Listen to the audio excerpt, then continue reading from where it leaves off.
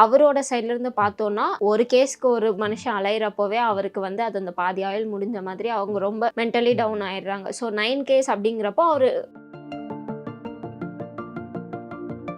164 statement அப்படின்னு சொல்லுவோம். அந்த 164 ஸ்டேட்மெண்ட்ல அவங்க என்ன சொல்றாங்க அப்படின்ற விஷயம் பொறுத்து நமக்கு சார்ஜ் ஷீட் ஃபைல் பண்ணதுக்கப்புறம் கல்யாணம் ஆகி ஒரு மாசத்துக்குள்ளாரே 1 மாசம் கூட இல்ல. 15 நாள். அந்த 15 நாளுக்குள்ள ஃபேமிலி ரிலேஷன்ஷிப்குள்ளே அவங்க போகல. ஹஸ்பண்ட் அண்ட் ஒய்ஃபாவே வாழல.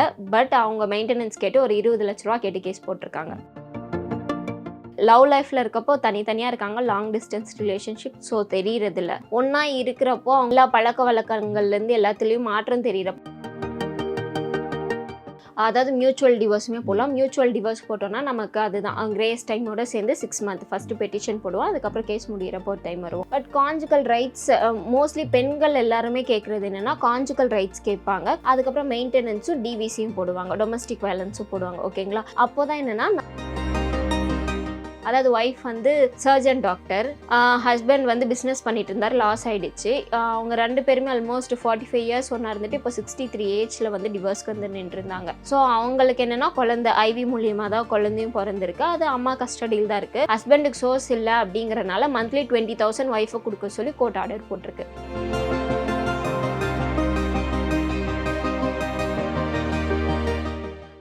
வணக்கம். வணக்கம் சார். பெங்களூரை சேர்ந்த ஐடி ஊழியர் அதுல் சுபாஷ் அவரோட தற்கொலை வந்து நாடு முழுக்க ஒரு பேசுபொருளாக இருக்கு. அவர் தற்கொலைக்கு முன்னாடி வந்து ஒரு 24 பக்க கடிதம், ஒரு 1 மணி நேரம் வீடியோ வெளியிட்டிருக்கார். இது தொடர்பாக அவரோட எக்ஸ் தளத்திலேயே சில பதிவுகள் வெளியிட்டிருக்கார். அதில் வந்து என்னன்னா, அவர் அந்த விவாகரத்து வழக்கு, மனைவி குடும்பத்தார், இந்த வழக்கு நடைபெற்ற நீதிபதி மேலேயும் குற்றச்சாட்டுறார். இவங்க எல்லாரும் கொடுத்த தொல்லை தான் தன்னோட தற்கொலைக்கு காரணம் அப்படின்னு சொல்லியிருக்காரு. நீங்களும் சொந்தமான நியூஸ்கள்லாம் பார்த்துருப்பீங்க. வந்து எப்படி பார்க்குறீங்க இந்த கேஸை? வந்து யூஸ்வலாகவே ஃபேமிலி கேசஸை பொறுத்த வரைக்கும் ஃபேமிலி கேசஸில் இருக்கிற பார்ட்டிஸ் அது யாராக இருந்தாலும் சரி, பெண்ணாக இருந்தாலும் சரி, ஆணாக இருந்தாலும் சரி, 2 பேருமே பாதிக்க தான் சார் படுறாங்க.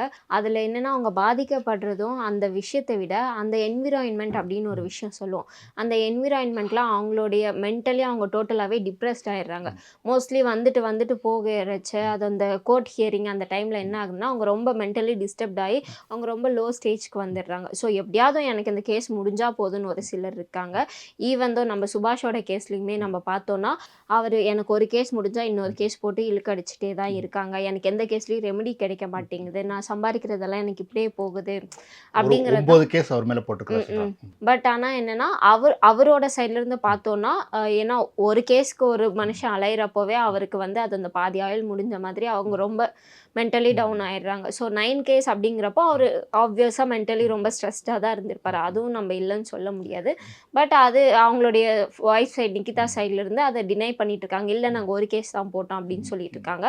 பட் போத் சைடு அவங்களுடைய டீட்டெயில்ஸ், பிகாஸ் அவர் வந்து இதுக்கு மேலே பேச போகிறது கிடையாது, அவருடைய ஆயுட்காலம் முடிஞ்சு போச்சு. பட் என்னன்னா அவர் வந்து டோட்டலாக எல்லா ஃபேக்ட்ஸையுமே அவர் சொல்லிட்டாரு.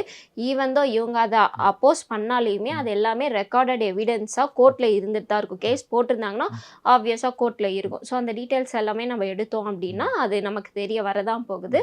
இன்னும் இப்போ தான் இன்வெஸ்டிகேஷன் ஸ்டார்ட் பண்ணியிருக்காங்க, அரெஸ்ட் பண்ணியிருக்காங்க. ஸோ இப்போ அவங்க அப்பாவுக்கு மட்டும் பெயில் கிடச்சிருக்கும் போல்.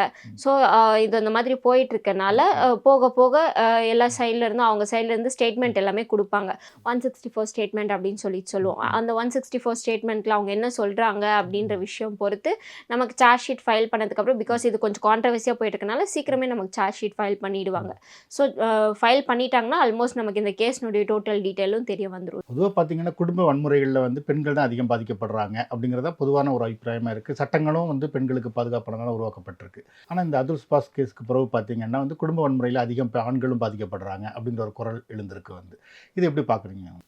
பெண்கள் வந்து ஒரு 10ல் 5% பாதிக்கப்படுறாங்க அப்படின்னா ஆண்கள் அதில் 3% பாதிக்கப்படுறவங்க இருக்க தான் செய்கிறாங்க. ஒன்று அதுதான் ஃபேமிலியில் ஒரு ரிலேஷன்ஷிப் அழகாக போயிட்டுருக்க சமயத்தில் 2 பேர்லேருந்து அந்த ரிலேஷன்ஷிப் பிரேக் ஆகுது அப்படின்ற சமயத்தில் ஏதாவது ஒரு சைடில் பிரச்சனை ஃப்ளா இருக்கிறப்போ தான் கண்டிப்பாக அது அந்த ரிலேஷன்ஷிப்பே பிரேக் ஆகுது. அது பெண்ணாகவும் இருக்கட்டும், ஆணாகவும் இருக்கட்டும், 2 சைடில் யாராவது ஒரு சைடில் கரெக்டாக ஒரு அன்பு காமிக்கல, அப்படி இல்ல ரொம்ப பிரச்சனை பண்றாங்க அப்படின்ற சமயத்துல தான். ஸோ ஆண்களும் பாதிக்கப்படுறாங்க, பெண்களும் பாதிக்கப்படுறாங்க. பட் பெண்களுக்கு ஏன் சட்டம் எல்லாமே அவங்களுக்கு ஃபேவரா இருக்கு அப்படின்னா, அவங்க வல்னரபிள் குரூப் அப்படின்னு சொல்லிட்டு தான் ஃபர்ஸ்ட்லேருந்தே சொல்லிட்டு இருக்கோம். அதாவது ஃபர்ஸ்ட்டு "ஆடுபோதும் பெண்களுக்கு படிப்பு எதற்கு?" அப்படின்னு சொன்ன காலம் போய், ஸோ இப்போ கொஞ்சம் கொஞ்சமா வெளிய வந்துட்டு இருக்காங்க அப்படிங்கிறப்போ, அவங்க எல்லாமே வல்னரபிள் குரூப்ஸ் அந்த மாதிரி இருக்கிறனால, இன்னும் கொஞ்சம் வெளிய வரணும், அவங்க ரொம்ப ஷைன் ஆகணும் அப்படின்ற ஒரே ஒரு ரீசனுக்காக தான் இந்த மாதிரியான விஷயம் எல்லாமே நடந்துட்டு இருக்கு. நம்ம சட்டமும் அதுக்காக தான் இயற்றுனாங்க. இப்போ ஆல்மோஸ்ட் ஒரு 100%ல ஒரு 25% கிட்ட எல்லாருமே இப்போ வெளிய வர ஆரம்பிச்சுட்டாங்க. ஸோ இன்னும் கொஞ்சம் காலம் போக போக மேபி சட்டம் மாறுறதுக்கும் வாய்ப்புகள் இருக்குன்னு நம்ம நம்புறோம். நீங்க சொன்ன மாதிரி பார்த்தீங்கன்னா, ஆரம்ப காலத்துல பெண்கள் அதிகம் பாதிக்கப்பட்டாங்க. அதனால சட்டங்கள் அவங்களுக்கு பாதுகாப்பா உருவாக்கப்பட்டது வந்து. ஆனா இப்ப பின்னாடி வர வர பார்த்தீங்கன்னா, அந்த சட்டங்கள வந்து பெண்கள் தவறா பயன்படுத்துறாங்க. ஸோ அதிக ஜீவனாம்சத்துக்காக வந்து பொய் கேஸ்கள் போடுறது. இப்ப இந்த அதுல் சுபாஷ் கேஸ்லயே கேட்டீங்கன்னா, ஏதோ ஒரு 40,000 ஏதோ குடுக்க சொல்லியிருக்காங்க. இவங்க ஏதோ ₹3 கோடி டிமாண்ட் பண்ணியிருக்காங்க ஆமா. போல இருக்கு. ஸோ இது எப்படி பார்க்குறீங்க வந்து? அந்த பெண்கள் இந்த சட்டங்கள தவறா பயன்படுத்துறாங்களா வந்து? ஆக்சுவலா இது நல்ல கேள்வி. பட் பெண்கள் என்னன்னா, இப்பவுமே பாதிக்கப்படுற நம்மளுடைய சென்சஸ்ல பார்த்தீங்கன்னா, ஆண நம்ம காப்பாற்றுன கேஸுமே இருக்கு. பெண்ண நம்ம காப்பாற்றுன கேஸுமே இருக்கு. மோஸ்ட்லி என்கிட்ட வரதுல பெண்கள் நெறைய பேர் பாதிக்கப்பட்டு இப்பவும் வரவங்க இருக்காங்க. ஆண்களும் பாதிக்கப்படுறாங்க. சப்போஸ் ஆண் கரெக்ட்டா இருந்தா, பெண் அந்த இடத்துல தப்பு பண்ண தான் செய்றாங்க. அந்த மாதிரி கல்யாணம் ஆகி ஒரு 1 மாசத்துக்குள்ளாரே 1 மாசம் கூட இல்ல. 15 நாள். அந்த 15 நாளுக்குள்ள ஃபேமிலி ரிலேஷன்ஷிப்குள்ளயே அவங்க போகல. அதாவது அவங்க வந்து ஹஸ்பண்ட் அண்ட் ஒய்ஃபாவே வாழல. பட் அவங்க மெயின்டனன்ஸ் கேட்டு ஒரு ₹20,00,000 கேட்டு கேஸ் போட்டிருக்காங்க. ஓகேங்களா? ஸோ இந்த மாதிரியான கேஸ்ல அவர காப்பாத்தி விட்ட மாற்றம் நம்ம கிட்ட இருக்கு. அதே பெண்ண பார்த்தோம் அப்படின்னா, ஃபேமிலி ரிலேஷன்ஷிப்குள்ள போயிட்டாங்க. குழந்தை பொறந்துருச்சு. குழந்தை இப்போ ஸ்கூல் சேர்த்திட்டாங்க. இவ்வளோக்கும் மெயின்டனன்ஸ்ல பையன் வந்து நல்லா சம்பாதிக்கிறாரு. 3 வீடு இருக்கு. அவங்க அப்பா, அம்மா பேர்ல மாத்திட்டாரு கேஸ் போடுறதுக்கு முன்னாடி. 3 வீடு இருக்கு. அது போக அவருக்கு வந்து மாசம் 40,000 சம்பாதிக்கிறாரு. வெறும் 12,000 தான் குழந்தைக்கும், அவங்க ஒய்ஃபுக்குமே சேர்ந்து மெயின்டனன்ஸ் ஆர்டர் ஆயிருக்கு. அந்த 12,000 இப்போ வரைக்கும் கம்ப்ளைண்ட் பண்ணாம, அது பேர்ல நம்ம கன்டெம்ப்ட் போயிருக்கோம் இப்போ. ஸோ அவருக்கு இனஃப் சோர்ஸ் இருக்கு.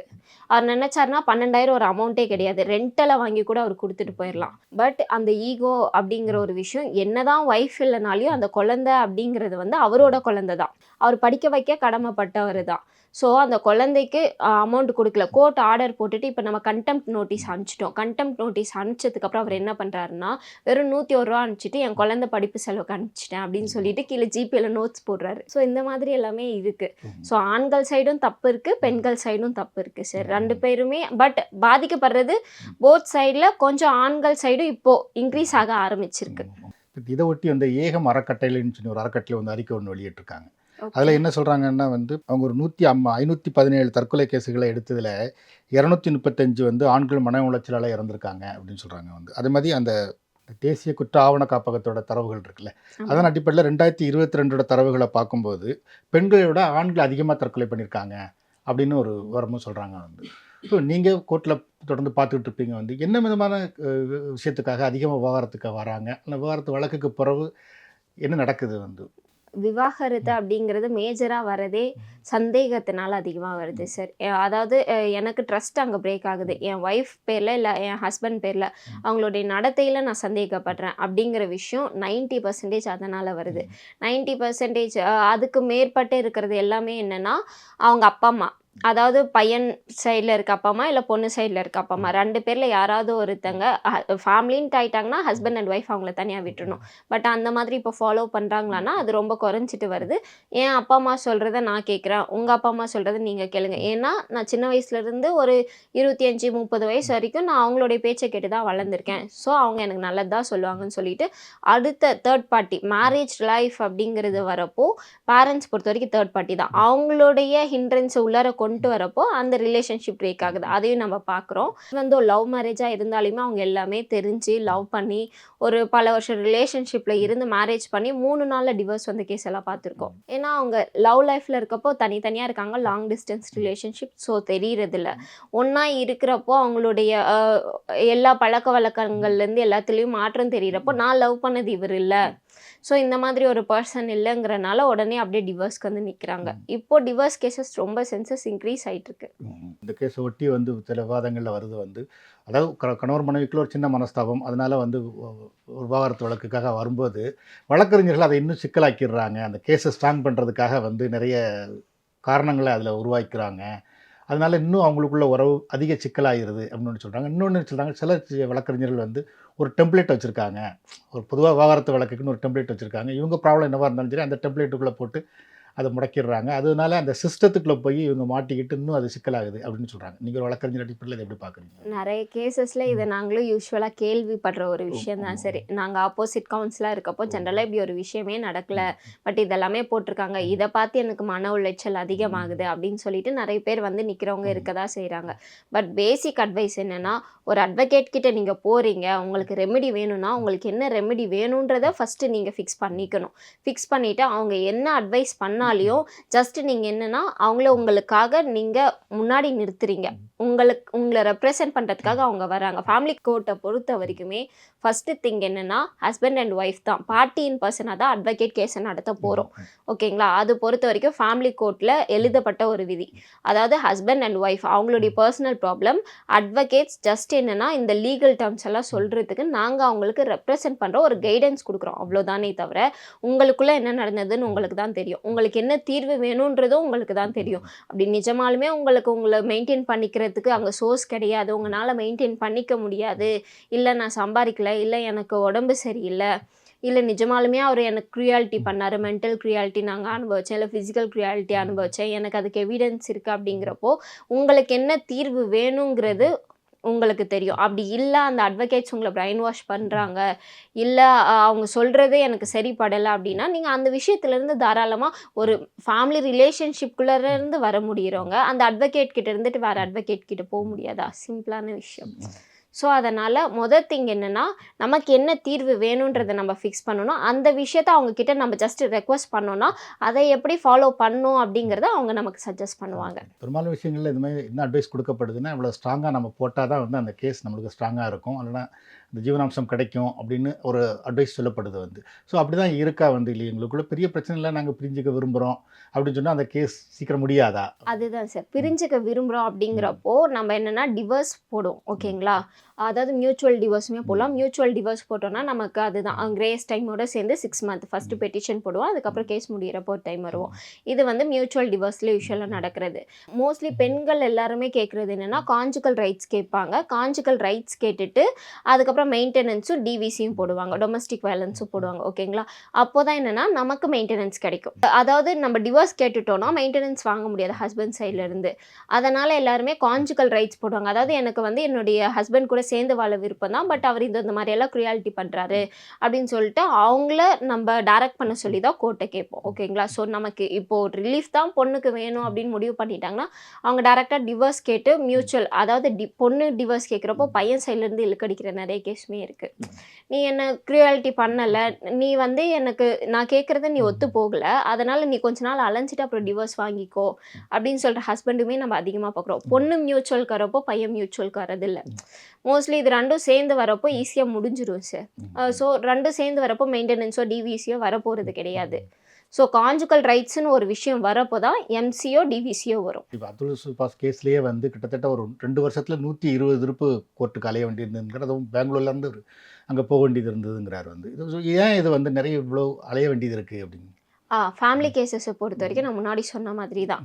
ஹஸ்பண்ட், ஒய்ஃப் 2 பேர்ல யார் எந்த ரெசிடிங்ல இருக்காங்களோ, இப்போ ஒய்ஃப் கேஸ் போடுறாங்க அப்படின்னா, அவங்களுடைய ஆதார் அட்ரஸ் எங்க இருக்கோ அந்த அட்ரஸ்ல தான் அவங்க போட முடியும். அவங்க எங்க வாழ்றாங்களோ அந்த இடத்துல தான் போட முடியும். அதே ஹஸ்பண்ட் எங்க வாழ்றாரோ, ஃபர்ஸ்ட் அவர் கேஸ் போட்டாருன்னா, அவர் எங்க வாழ்றாரோ, அவருடைய ஆதார் எங்க இருக்கோ அந்த இடத்துல தான் கேஸ் போட முடியும்.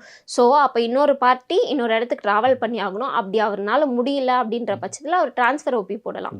கேஸ் நான் இந்த மாதிரி இந்த இடத்துல தான் வாழ்ந்துட்டு இருக்கேன். என்னுடைய ஆதாரெல்லாம் இங்கே தான் இருக்கு. ஸோ எனக்கு இதனால மன உளைச்சல் ஏற்படுது. நான் நிறைய ட்ராவல் பண்றேன்.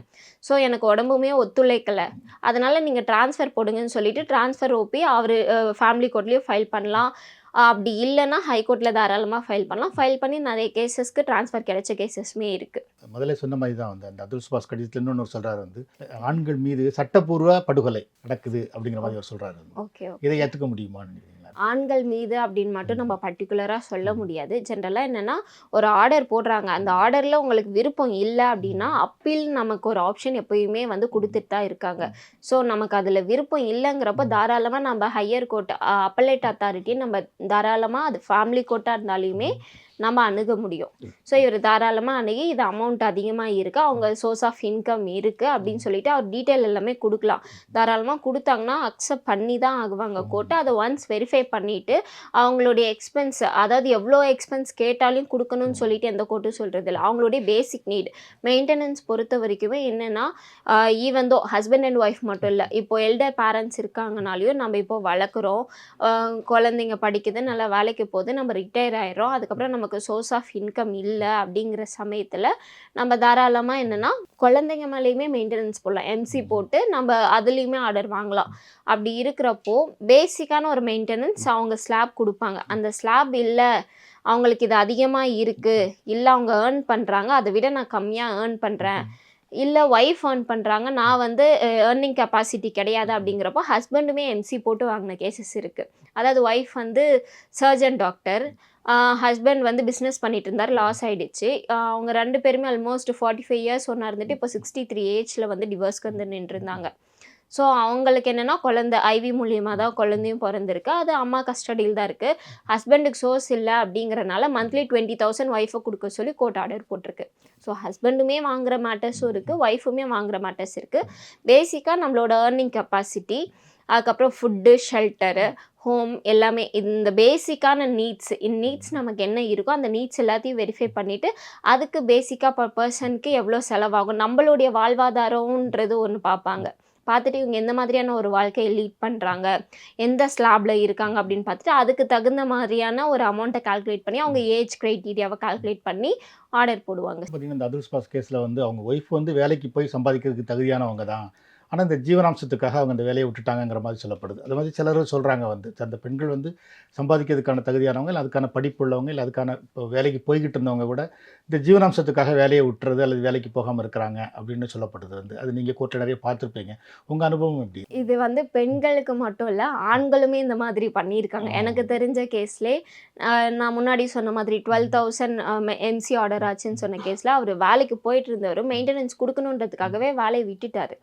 ஒய்ஃப், அதாவது ஒய்ஃப் கூட இருந்தப்போ செய்கிற வேலை ஒன்று, அதுக்கப்புறம் அதை விட்டுட்டு வேறு வேலைக்கு போவாங்க. மேபி இவங்களும் ஹஸ்பண்ட் கூட இருந்தப்போ நிக்கிதா அவங்க வந்து ஒரு வேலைக்கு போயிருக்கலாம், அதுக்கப்புறம் இப்போ வேறு ஏதாவது ஒரு வேலைக்கு கூட அவங்க ஷிஃப்ட் பண்ணியிருக்கலாம். பட் பேசிக்காக என்னென்னா நம்ம ஒரு வேலைக்கு போகிறோம் அப்படிங்கிறப்போ ஒரு மேரேஜ் லைஃப்னு வரப்போ ஃபஸ்ட் அது இந்த ஒய்ஃபை தான் அவங்க எப்பயுமே கேட்பாங்க, கொஞ்சம் வேலையை விட்டுட்டு பீஸ்ஃபுல்லாக நம்ம ஃபேமிலி லைஃப்பை லீட் பண்ணலாம், கொஞ்சம் எனக்கு வந்து மென்டல் பீஸ் தேவைப்படுது, ஃப்ரீ டைம் தேவைப்படுது அப்படின்னு சொல்லிட்டு தான் பேசுவாங்களே தவிர ஹஸ்பண்ட் யாரும் வேலையை விடுங்கன்னு சொல்ல மாட்டாங்க.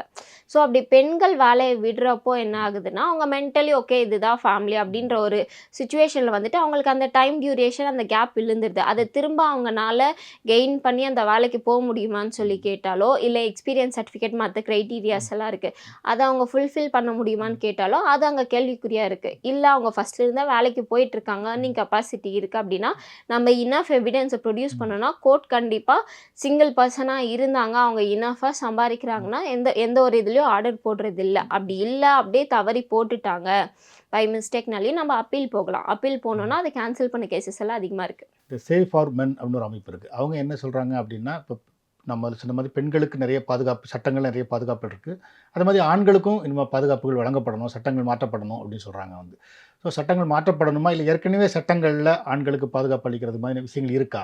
ஆண்களுக்கு பாதுகாப்பு அளிக்கிற மாதிரி அப்படின்னா ப்ரொட்டஸ்ட் பெட்டிஷன் சொல்லிட்டு இப்போ ஒன்று இருக்குது சார். அதாவது என்னென்னா இல்லை 482 ஆஃப் குவாஷ் இருக்கட்டும், நமக்கு ஃபால்ஸ் எஃப்ஐஆர் போட்டுடுறாங்க அப்படிங்கிறப்போ அந்த ஃபேக் எஃப்ஐஆரை வந்து நம்ம குவாஷ் பண்ணலாம் ஆட்டோமேட்டிக்காக ஹைகோர்ட்டில் எடுத்துகிட்டு வந்து இது அந்த மாதிரி நமக்கு இனஃப் எவிடன்ஸ் இருந்ததுன்னா நம்ம ப்ரொடியூஸ் பண்ணி இந்த மாதிரி ஃபேக்காக எஃப்ஐஆர் போட்டிருக்காங்க, இன்டென்ஷனலி கோர்ட்டை சீட் பண்ணுறாங்கன்னு சொல்லி நம்ம ப்ரூவ் பண்ணிட்டோம்னா போடலாம். அப்படி இல்லை நம்ம ஃபால்ஸ் அஃபிடவிட்னு சொல்லுவோம். இப்போது அவங்களுடைய மனைவி வந்து இவருடைய பேரில் தவறான செயல்பாடுகள் நிறைய இருக்கிற மாதிரி காமிச்சிருக்காங்க, தவறான செயல்பாடுகளை குறிப்பிட்டிருக்காங்க அப்படின்னு சொல்கிறாங்க. ஸோ அந்த மாதிரி விஷயம் எதுவும் இல்லைன்னு சொல்லிட்டு அவர் அப்போஸ் பண்ணி அதன் பேரில் அவர் கேஸ் போட்டார் அப்படின்னா ஆட்டோமேட்டிக்காக அவங்களுக்கு வந்து 7 இயர்ஸ் வரைக்கும் ஜெயில் கிடைக்கிறதுக்குமே, இம்ப்ரிசன்மெண்ட் கிடைக்கிறதுக்குமே வாய்ப்பு இருக்குது.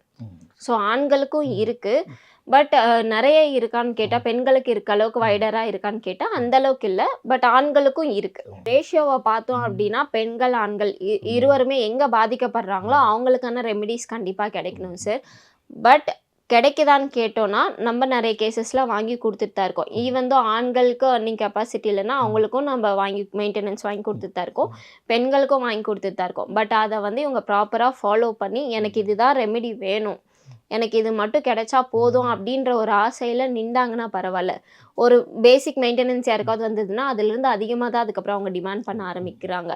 இல்ல ஆண்கள் வந்து ஒரு 10,000ங்கிறது ஒரு குழந்தையோட சேர்த்து இந்த காலத்துல எதுவுமே பண்ண முடியாது. அது தெரிஞ்சுமே, அந்த ஒரு ஆர்டர கம்ப்ளை பண்ணல அப்படிங்கிறப்போ, அவர் 40,000 சம்பாரிக்கிறாரு.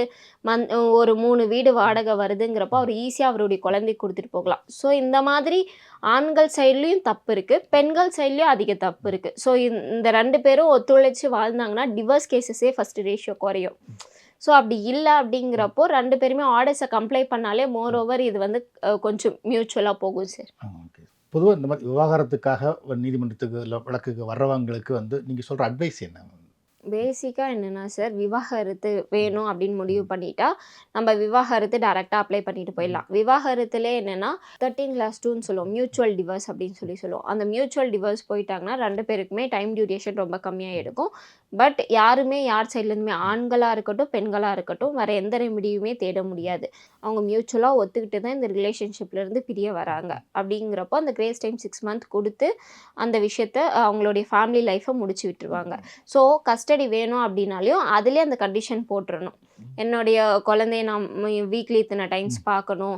இல்ல என்னுடைய குழந்தைய நான் வீக்லி 2 டைம்ஸ் கூட்டிட்டு போகணும். இல்ல என்னுடைய குழந்தையோட எக்ஸ்பென்ஸ் எல்லாமே நான் தான் பார்த்துக்கணும். இந்த மாதிரி என்ன வேணாலும் அவங்க சைட்ல இருந்து டிமாண்ட் பண்ணலாம்.